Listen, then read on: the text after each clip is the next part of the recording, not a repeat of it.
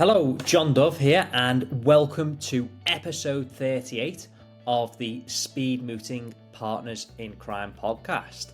Today we spoke about a few different topics. Hayley and I were discussing advice that we've been given over the years, both good and bad advice. We answered a question that we received from one of our regular listeners, one of our listeners that we know quite well, where we were talking about why it is that I enjoy criminal law so much and why it's an option that more people can consider. We also had a bit of a Christmas and festive twist to the episode. So we were talking about Christmas and some Christmas riddles in there for you. We had a bit of a roundup of what's coming up at Speed Mooting. So this is our last episode before Christmas. We hope you and your families have a great Christmas, and we'll see you again next week. Enjoy the episode. Welcome to the podcast. We're live. Welcome to the podcast. Hi everyone. Hello, I'm John. And I'm Hayley. And this is the Speed Mooting Partners in Crime podcast. Episode 38. Episode 38. And Hayley, we're back on Formula One drivers today. Very good.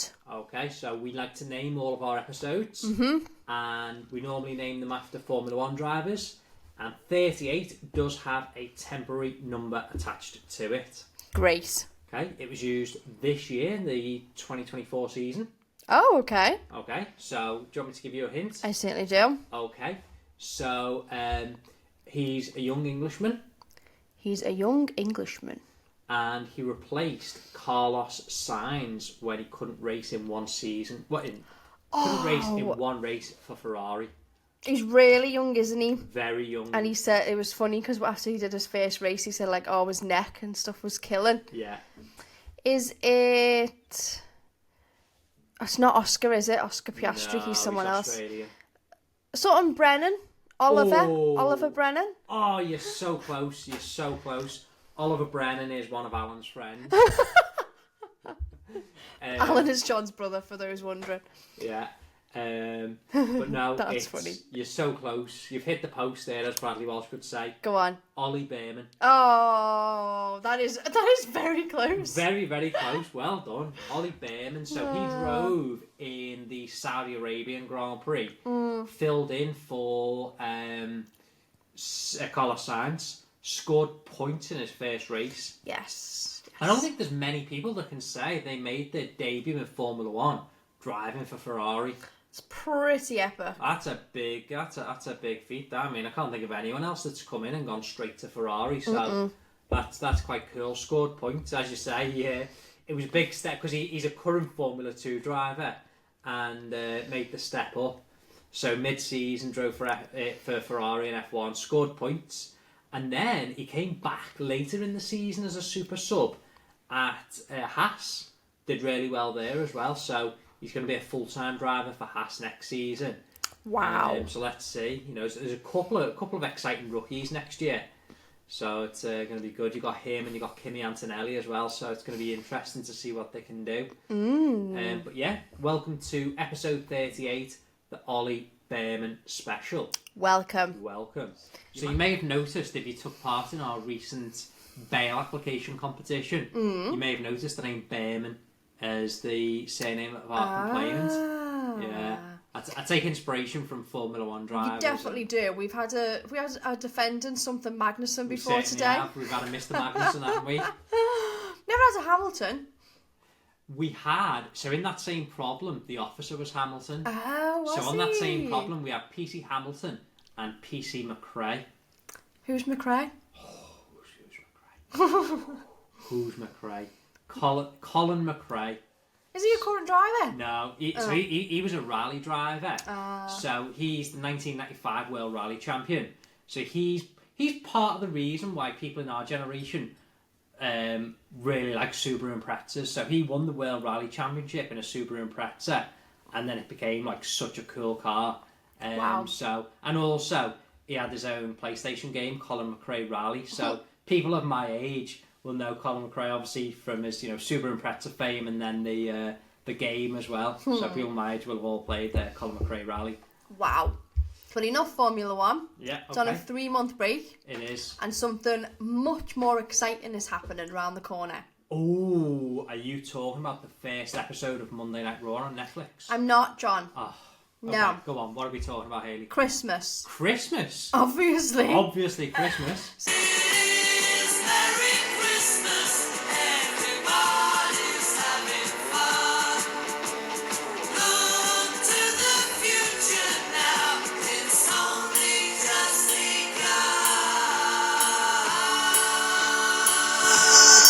So we're recording this on Tuesday, the 17th of December. A week from today Yeah. is Christmas Eve. It certainly is. So this podcast episode will be the last one before Christmas. It will. It will. So it's got to be a Christmas special. It's got to be a Christmas special, hasn't Yeah. it?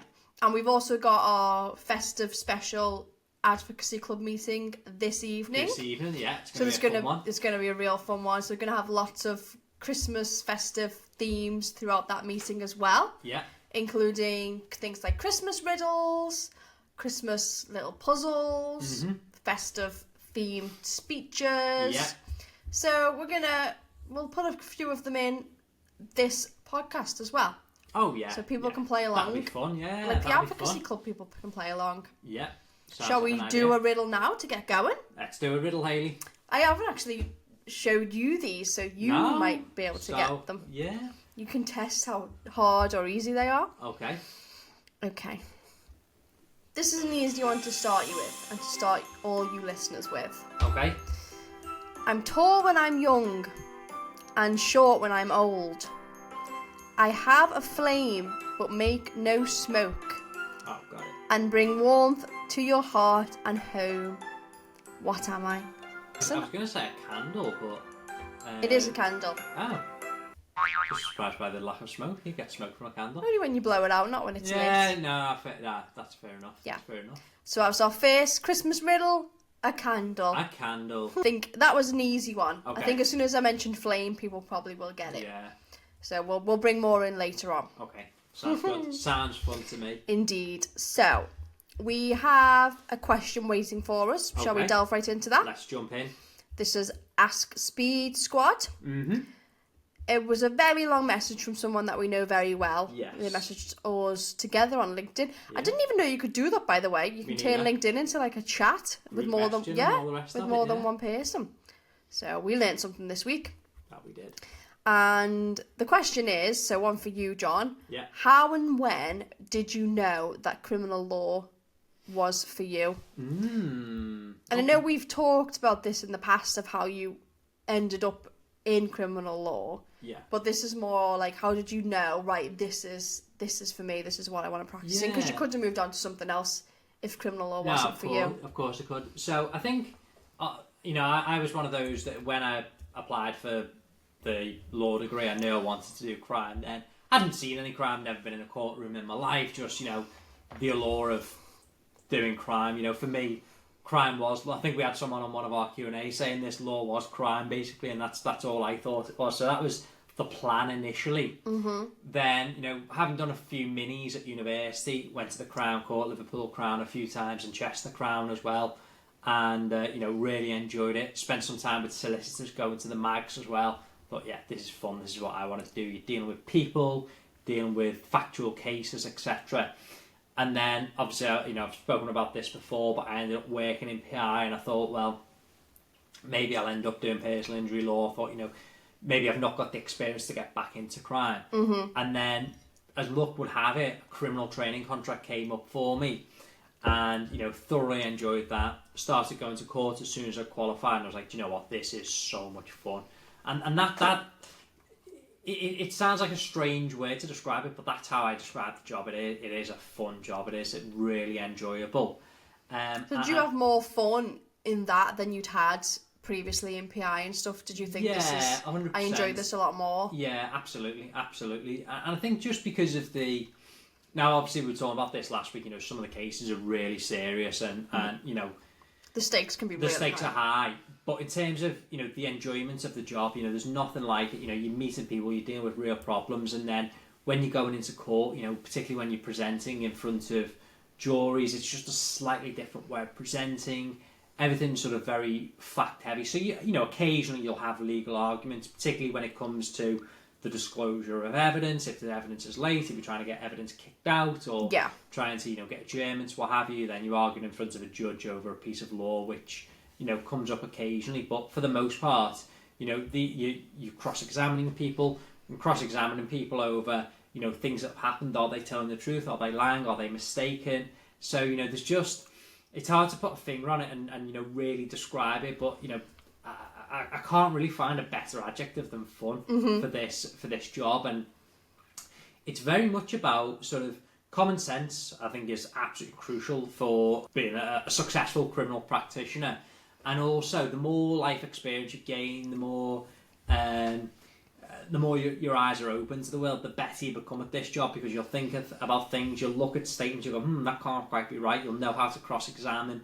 So it's all about using your life experience, whereas in other areas of law, you're arguing over, let's say, chancery, you're arguing over whether a line in a will is legally applicable, whether it breaches some statute, whatever it might be. So it's not really about could that happen, are they telling the truth? It's all about you just applying the law to the facts, so to speak. With crime, it's all about disputed facts, mainly. Sometimes it might be has an officer complied with a procedure, was a traffic light working properly with drug traffic, whatever it might be. But for the most part, it's all about factual scenarios, it's all about common sense, it's all about the smell test, as it were. The smell test. The smell test. So that's what I really enjoy about it. And I think the thing with crime is it's very advocacy heavy. So most criminal practitioners are in court every single day. I mean, that's how you make your money. Yeah. You don't make any money in reality off paperwork. Whereas in other areas of law, quite often you are paid for your advices. Oh, yeah. You're paid for your drafting. So that's why in other areas you'll find that your practice is split between paperwork days and court days, because you are paid for the paperwork. Yeah. In crime, you're not. So if you're not in court, for the most part, obviously a couple of exceptions, but for the most part, if you're not in court, you're not making money. So that's why it's very crucial as a criminal practitioner, particularly at the criminal bar, for you to be in court every single day, and that's what I really enjoy about it. Yeah. So for you, to summarise what you've just said, and to answer this question, you knew criminal law was for you, A, because you tried other things. Yeah. And B, because it just fit, you really enjoyed it, and the aspects of criminal law, that it's advocacy heavy compared with other areas, it's fact heavy compared to other areas, all of that fit in with what you really enjoyed. All of those together. So, I enjoyed the preparation of the cases, really sitting there thinking about them. You meet so many different people. The thing with crime is your client base is so broad. Anybody can be charged with a criminal offence. So you're meeting the broadest cross section of the public, and there's good banter with your clients. You sometimes have good banter with your opponents as well. You build up a good rapport, particularly when you've got a long trial as well. Yeah. You'll build up a bit of a rapport with your opponents as well. You get on with them quite well. And what's really interesting as well is, sometimes, particularly when you watch TV shows, and particularly if you watch Suits or what have you, they're always at loggerheads. You'll never see, particularly because it make poor TV, I suppose, but you'd never see the barristers, counsel, lawyers, whatever, on the opposite sides. No. Speaking to each other, having a bit of a joke, whatever. But the reality is, we're both professionals doing a job. Just because we're against each other for the case doesn't mean we have to be. Oh, absolutely. So you can get on with people quite well, and I find that really helps things move along. And it means that you can really get to the nub of the issues quite easily, because quite often, if you've got something that's incontroversial, an incontroversial statement you need to get in, you need to edit something out that really doesn't matter, it can help the trial move a lot more smoothly. Yeah. So, you think particularly in serious cases, you'd think you'd be at loggerheads on everything, but for the most part, you're dealing with each other very professionally. So I enjoy those professional relationships. Sometimes the judge, I had it, one of the first serious cases I had, the judge said, counsel come into my chambers, came in, had a bit of a chat, introduced himself to us. He'd never met me before. So, took the time to speak to me. It's really, really nice. So, it's just a good start to things there. So the camaraderie at the bar is brilliant. Yeah, and I think that's quite similar to life as a solicitor as well. I mean, when I was in litigation, the correspondence can be very dramatic and argumentative, and it has to be to a certain extent, especially if it's not without prejudice correspondence. You know, it's stuff that your client wants you to say. You've got to be very robust. It's just the way the game's played in with correspondence. But then you have a without prejudice conversation, particularly if it's just solicitor to solicitor and clients aren't involved. It's always, well, most of the time, there are occasions where I think people take the job a little too seriously. Yeah. And I just think that's obstructive, and it's not the best way to go about things, but that's by the by. For the most part, you're having an off-the-record chat with another professional. It's really friendly, because at the end of the day, you've both got an end goal, and it will be, in this day and age, to settle as best, like, get the best outcome for both clients and to meet in the middle, especially with commercial litigation as well. Yeah. Quite often you're dealing with two businesses, and they'll want to keep working together if they can. So they don't want to get to a point where, you know, they've completely severed ties with each other. Yeah. Sometimes that happens, sometimes there is no going back.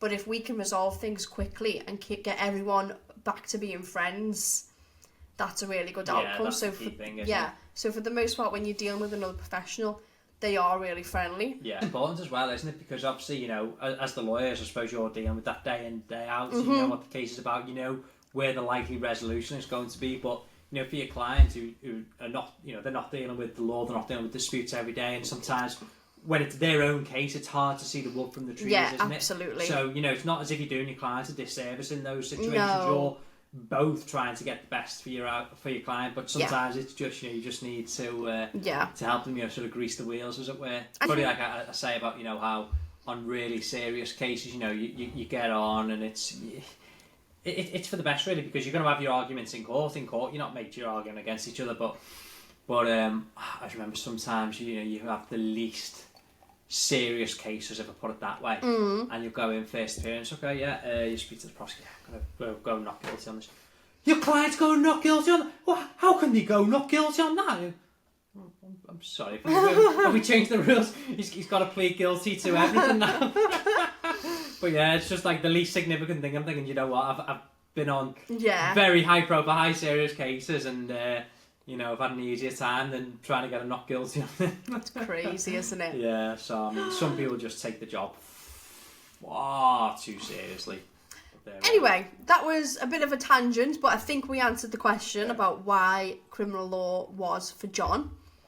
Yeah. And I think advice for this person, because I think the message, we won't read the whole message, but the theme of the message we got was that this person has always thought that criminal law wasn't for them, but they got a little taster of it. I think they might have watched a trial or something. It was last week when the message came, so forgive me if you're listening to this and think, that's not what I said, but I think she was saying she had a bit of a taster for criminal law and was like, ooh, actually, I quite enjoyed that. Yeah. Is criminal law for me? So she's kind of guessing, not second guessing what area is for her. And I think, do you know what? I mean, criminal law is one of those that a lot of people can turn their hands to. You know, particularly when I was at the CPS, there were many people. So the CPS were recruiting qualified lawyers, and they were recruiting people from many backgrounds. People who've been working in personal injury, people who've been working in conveyancing, people who've been working in a bit of commercial law, all sorts of areas, and then the CPS would bring them in and retraining them. So, you know, it's even if you've already, you know, either A, got your heart set on something else and then think, ooh, do you know what? Or you've qualified in something else or started to train in something else and then you want to retrain, it's certainly doable. Yeah, definitely. And, you know, these people have gone on and succeeded at the CPS, really worked their way quite high up, so you certainly can retrain. Yeah. So it's one of those that you can turn your hand to, and it's quite. There's a lot of opportunities to get experience in it, isn't it? Like mini pupilages or just watching it in court. So if you're thinking, oh, actually, I might be interested in this, just get as much experience in it as you can. Get your experience. Get yourself into, as you say, get yourself into court. Get yourself into the mags. Get yourself in the Crown Court, and try and speak to people. You know, when you're seeing a barrister, you see a solicitor, they're walking around, they're not looking too busy, have a chat. Yeah. Introduce yourself. and you just never know where it might lead. There we go. There we are. Time for another Christmas riddle. Go on. I twinkle and sparkle, a beautiful sight, though I don't give gifts or travel the night. Without me, Christmas wouldn't quite feel right. What am I? Is it the star on top of a tree? I'll give you this. Is it the North Star? No, it's a Christmas ornament. So I guess the star on top of the tree will count. We were on a walk, weren't we, last week? Yeah. I can't remember how we got talking about this. Can you remember? I can't remember. Oh. So we were laughing about how, my appearance changes. So obviously, during the day I'm there in my nice suits, all the rest of it, and then when I'm out of court, I don't dress like I'm a barrister at all. I dress in like the just comfiest clothes ever, don't I? And you say you go from being like a professional man to a little boy or something. Yeah, there's no in between. No in between. And then I gave you the example of the last time I was called a little boy. That's it. So we'll probably come on to that within the story itself. Yeah, we will. So the segment we're going to talk about is best and worst advice you've ever had. Because I've got a really bad piece of advice. Okay. You've got a harsh piece of advice, but what you say was a good piece of advice. Yeah. So do you want to talk about yours first? Okay, yeah. So this was years ago, and I can't remember what event I was at now. And I was chatting to a guy. I think he might have been a judge, to be honest. So bearing in mind, I'm like 21 at this time, and I think Hayley's spoken about this before because she's seen a video of me on when I'm on the bar course, and I think I've got the first ever suit I've bought. It's baggy on me, doesn't sit right, and didn't really have any particular style to my hair or anything like that.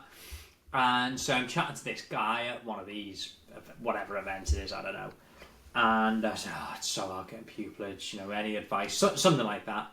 And he goes, well, he said, me looking at you now, I wouldn't give you a pupillage. Thanks, mate. Cheers. And he goes, he said, firstly, your suit, it doesn't sit right on you. You don't look professional. It does not sit right at all. It's baggy. It's, whatever. He said, you need your suit to be sitting right on. You need to look right. Your hair, there's nothing going on there. I think, back in the day, I used to get it cut quite short, and then whenever it grew out, I'd just sort of comb it forwards. And he goes, you need to comb it across or whatever, but you need to do something. It doesn't. So it was harsh. And, it wasn't even like, there was no sugarcoating on this whatsoever. No. It was just harsh. And if that sort of advice was given today, there'd be a LinkedIn rant about it. There'd be a LinkedIn post after it. Can you believe what this man said to me? But sometimes you need to hear honest advice. No, I don't care because, the advice was harsh, but to be fair, it was advice that I needed because I didn't look the part. And ultimately, if you'd have put me in front of clients looking like that, let's say by some miracle, it's great pupillage got through and you put me in front of clients would be going, who on earth is this guy representing me? You know what I mean? So, you do need to look professional for your clients, I think. And it's not saying, wasn't giving any advice that, would have excluded you. No. It's not like he was saying you need this suit's ridiculous, it should be Tom Ford, what are you doing wearing a Asda suit or whatever. Yeah. It was just, you've bought a suit that doesn't fit you. Yeah. It should fit, and you should comb your hair. You need to be presentable. Yeah, so he's not saying go out and spend thousands of pounds and all the rest of it. He's just saying, just change the appearance a little bit. And I think for me, that changed a lot, and I think it boosted my confidence a little bit as well. Yeah. So it made me think about it a lot more. And the reason we got onto this was then, got a comb over, and the next week, I'm in class doing the advocacy class, and they're taking the mick out of me, and then she's going, "Oh, John, he's looking like a little boy now, little schoolboy." So it was harsh advice, but quite frankly, it was needed, and straight away I went off, made the necessary changes, changed my appearance, and it boosted my confidence, because first impressions count. They do, yeah. And I think, if I'd have gone into interviews, no particular style, baggy suit, all the rest of it, straight away, regardless of how good, how bad you are, in the mind of that interview, you're 1-0 down, aren't you? Yeah. Images stick, and as you say, first impressions are really important. Yeah, and I think by no means am I saying to people, be, inauthentic, change who you are, etc. So I'm not saying anything like that, but what I think where the advice came from was I just had no style, no appearance whatsoever, you know what I mean? Yeah. So yeah, it was harsh advice, but I think in my case it was necessary. I Yeah. took it on board and said, "Do you know what? He could have possibly delivered it in a nicer way to me, but maybe, but maybe but it wouldn't have had the same impact on you.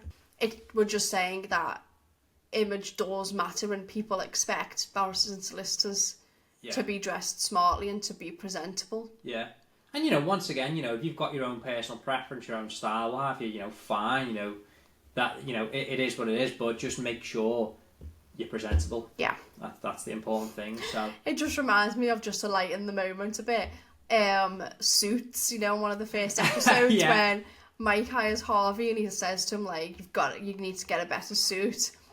And he comes to him, like, the next day and he goes, I thought I told you to get a new, better suit. And he goes, I spent $500. And he goes, on how many suits?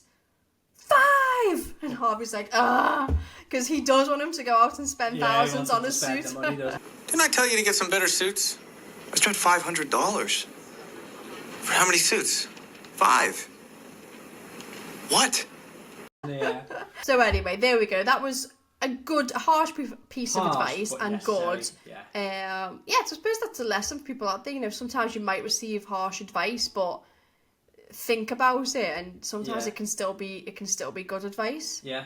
So don't it's very easy to jump to conclusions. If this person is being horrible, they're being nasty, but sometimes it's someone trying to give you constructive criticism. Yeah. Obviously, if I'm giving advice, I like to go with the. Yeah, can't imagine you'd ever say to anyone you need to brush your hair. Yeah.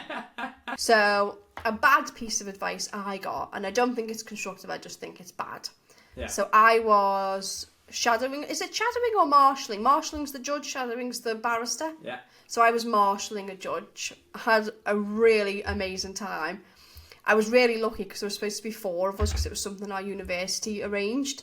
But for some reason, all 3 others, dropped out, was sick, so it was just me and this judge. So I had the best week ever. I got to sit next to him behind the bench. So they'd walk in, all right, and the judge would walk in, then it was me behind him, sat next to this judge. So it was really, really good. And then we were sat in chambers afterwards having a cup of tea, and he said to me, I think he also said to me, stay away from criminal law because there's no money in it and you're going to be so poor. Because I think I was telling them at the time I was interested in, might have been IP at the time or company law or something, and he was like, oh yeah, great, stay away from crime, criminal law doesn't pay, which we've talked about this at length that we don't think that's true. No. But then he also said to me, another piece of advice, you've got to lose that accent. And I was like, what? And he was like, yeah, you've got to lose that accent. I mean, I think my accent's still quite Scouse now, but back then, even when 18, 19-year-old Hayley, I can kind of put on, and I don't do it intentionally, but you do when you're speaking proper. Yeah. You slow down your voice and you enunciate a bit better, because we know as Scousers, we can speak a million miles an hour, and some people can't understand what we're saying. So now I know I can speak slower, and when I'm talking on the podcast or talking to someone in a professional context, my voice does change a little bit. Of course it does. Back then it didn't. I didn't have that in me. So I'm just probably I love you. That was such a good case. That's probably how I was talking to this guy. So maybe in his defence he was like, oh, Jesus. That was a boss judgment. That was proper boss. But yeah, I think that was a bad piece of advice and one that I wouldn't give to anybody else. Accents, we've talked about this, haven't we? Really important, and it's important to stay authentic and true. Yeah. I mean, as we say, and you give this advice, don't you? You've got to slow down your pitch. You've got to make sure you're enunciating properly. So as I've just said, I do that subconsciously now, where it used to be consciously.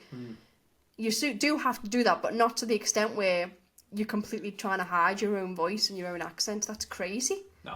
If you went to Liverpool Magistrates Court and you sat there for a day watching the multiple solicitors come in, you hear so many Scouse accents. Yeah.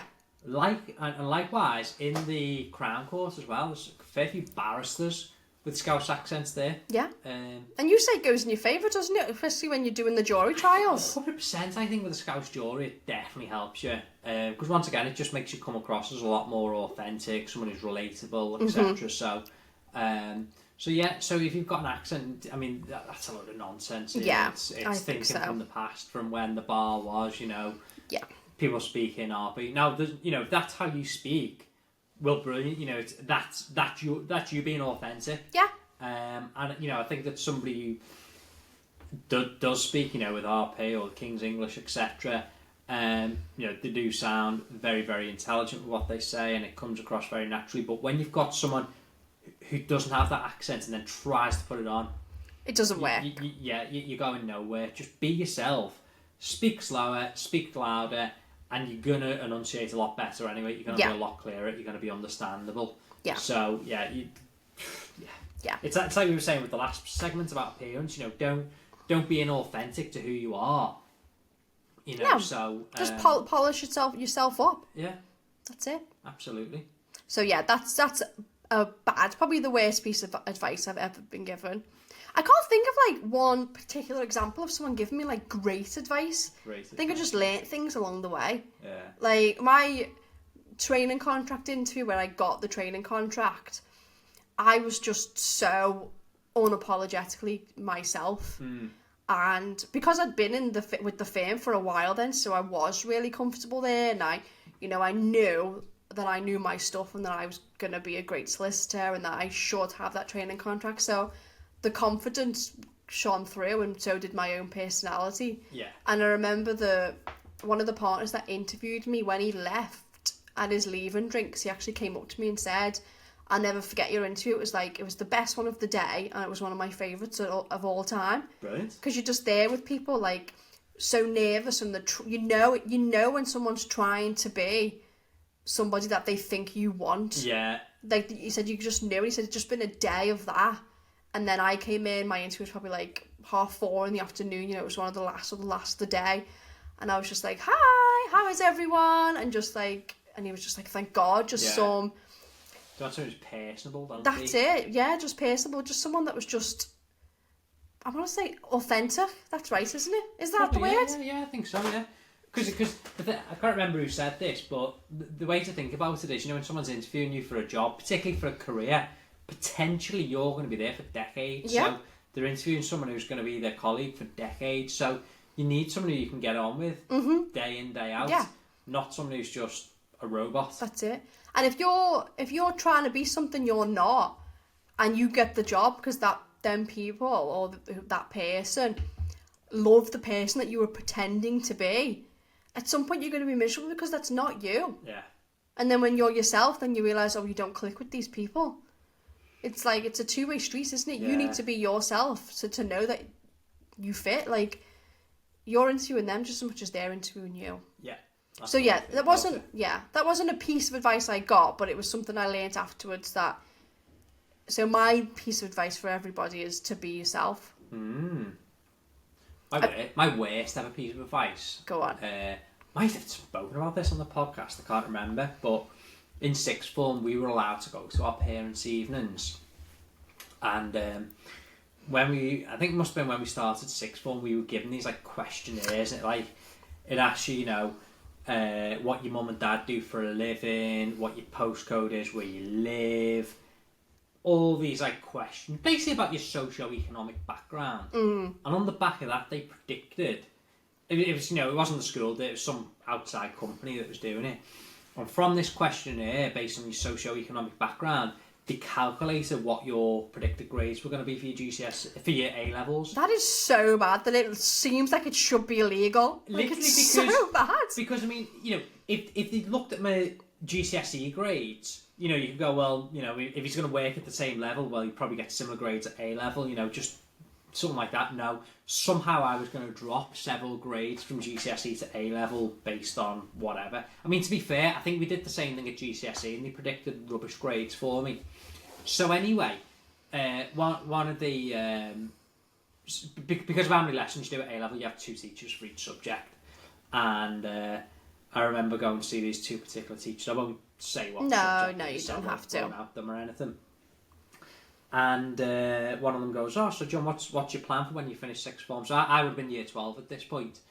And she goes, "What's your plan?" I said, "Oh, I want to be a barrister, and I'm hoping to go to the University of Liverpool and study law." And she went,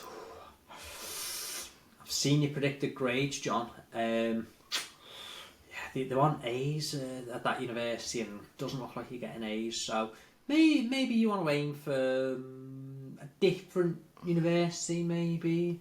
Thinking, wow. I mean, what a way to like put someone down. You know, you're going in with these plans. You know, even if she thought I didn't have the ability, she said, well, do you know what? Let's work together. Let's put the effort in. Let's get you the grades that you need. You know, something like that. It wasn't even any of that. It was just, yeah, you know. I don't think anyone that would respond that way should be a teacher. Quite frankly. No, that is ridiculous. So anyway, I went off, got the best grade in that class, and then dropped it for LAS level. Yeah, love it. I love that story. She soon changed her attitude because I remember I had to go and see her to drop the class. Are you sure you did quite well in this exam, John? Are you sure you want to drop? I was like, yes. I mean, if your teacher doesn't believe in you, it's like, it's just horrible, isn't it? That is bad news, that. So that's the worst advice. So, I mean, you know, teachers out there, I mean, I'm sure I don't even have to say this, but, you know, if you've got kids who've got ambition, feed the ambition, don't quash it. Yeah.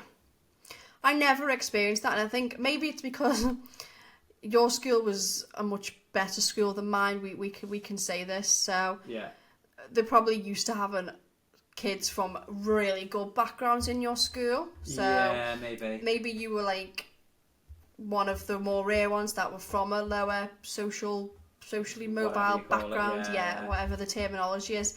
Where in my school, it was not a great school, so if anyone had any ambition whatsoever, you know, they just fed it, they loved it, because there were so many of us that didn't care and were really naughty, antisocial kids, etc. So for the odd ones of us that wanted to be something, the teachers were like nurturing us so much. Yeah, definitely. So I remember when we did our SATs, and I got the best English result in or was it SATs? Did you do SATs in high school? Because it was high school. Year 9 SATs, yeah. And not my English teacher, and I will shout her out, Mrs. Sakai, because I absolutely love her. And my nieces, she taught my nieces, and my nieces were she was one of the favourites and stuff. So she's just such a good teacher. And she called me out of class, and she like ran down the corridor and gave me a big hug and was like, "You did it! You did it! You did it!" Like the amount of like encouragement and stuff we got in my school was amazing. Oh wow. They wouldn't dare, probably as well, because if they dared say anything like that to the kids, the mums and dads would have kicked off. What do you say to my kid? yeah. They probably wouldn't dare. Yes, you can be Prime Minister, of course you can. yeah. But yeah, it's a very sad story, and it's lucky that, you know, you were strong enough to be like sod you, I'm going to do even better now to spite you, because so many kids would be like, well, might as well not even try. Teacher says I can't do it, so what's the point? I know, yeah, that'd be crushing, that, wouldn't it? Even I remember Mum and Dad coming away from that going, I can't believe they've just said that. No, it's terrible, isn't it? Unreal. So anyway, you know, if anyone's ever had any, you know, negative advice like that, ignore them. Drop us a message and we'll give you encouragement. Of course we will. Of course we will. And you know, if anyone doubts you, it's just another reason to prove them wrong. Prove them wrong. Yeah. So another Christmas riddle. Let's do it, Hayley. This is the last one. Well, actually, no. I've got a movie riddle.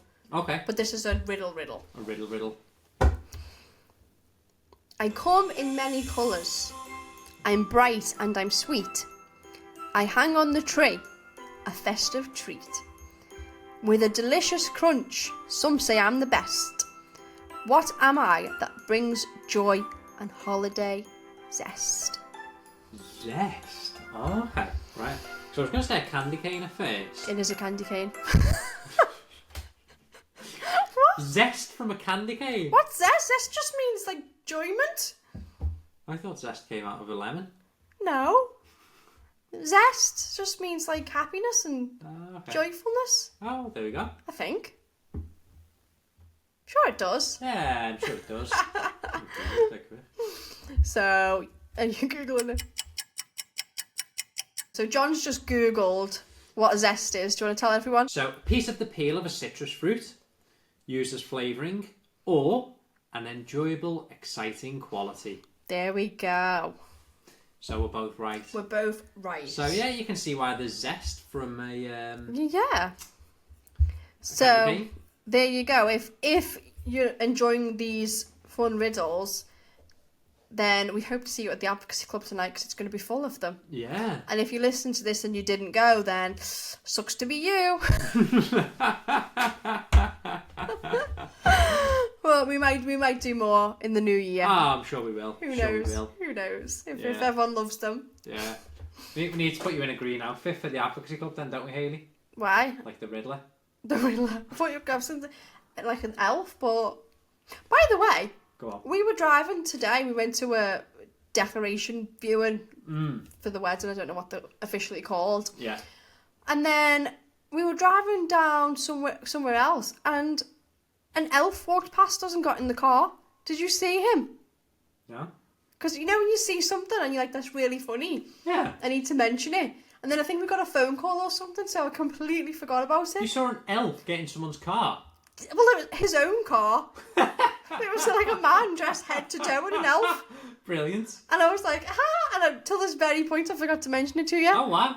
That's... You didn't see him? I didn't see her. Ah, so funny. Ah. Oh, dear. I Well, don't know. that's been plenty of festivities. That's a lot of festivity there. We've got, should we do one more movie riddle to leave Go on, people one with? movie riddle to leave people with. And we'll give you the answer next week. Yeah. Or people can comment the answer, this can be. Yeah, this can be the one to comment the answer. Okay.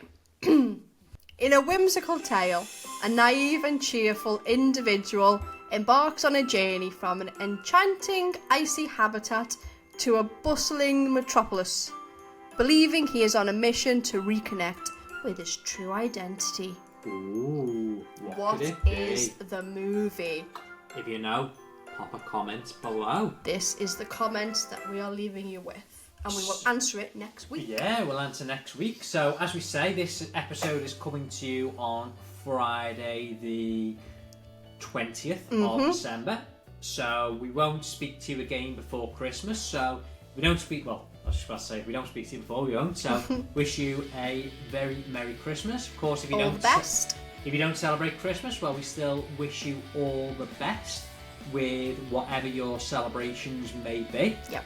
So we hope you have a fantastic festive season. We'll be back as usual next week, so we'll be here with you on Friday the 27th. So we're still bringing you episodes every single Friday.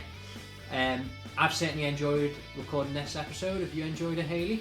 Ho, ho, ho, I certainly have. Ho, ho. Yeah, we hope you've enjoyed listening. And as I say, Merry Christmas, and we'll see you next week. All the best. Cheerio. Bye. Bye.